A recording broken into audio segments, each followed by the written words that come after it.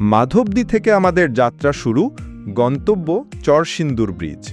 আমরা এখন ইটাখলা হয়ে চরসিন্দুর যাচ্ছি। যদিও আমাদের সামনে পাঁচদোনা, ঘোড়াশাল বা পলাশ হয়ে যাবার সুযোগ ছিল, এই পথটি বেছে নেওয়ার একটাই কারণ, ইটাখলা থেকে চরসিন্দুর ব্রিজের রাস্তাটি অত্যন্ত মনোরম।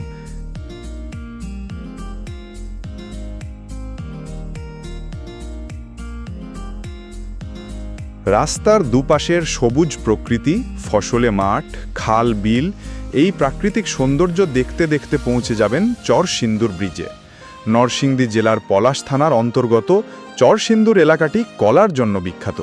সাগর কলা, চম্পা কলা, সবরি কলা চাষ বেশি হয় এই এলাকায়।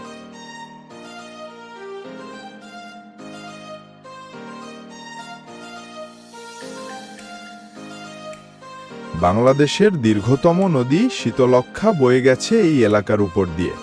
নদীর পলিমাটির কারণে এই এলাকার জমির মাটি যেমন উর্বর, তেমনি নদীর কারণে এই এলাকায় গড়ে উঠেছে বৃহৎ শিল্প কারখানা।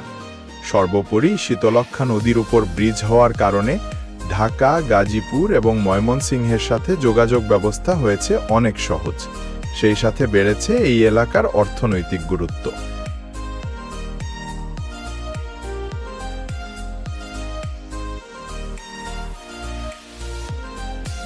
ছুটির দিনে ঘুরে আসার জন্য এই এলাকা এবং ব্রিজটি হতে পারে চমৎকার ভ্রমণের স্থান।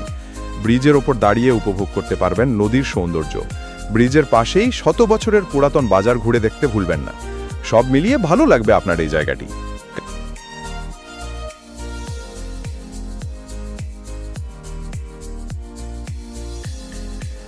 আজকের দিনটি ছিল চমৎকার।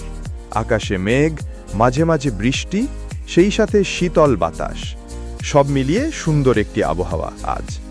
এই রকম পরিবেশে ঘোরার মজাই আলাদা।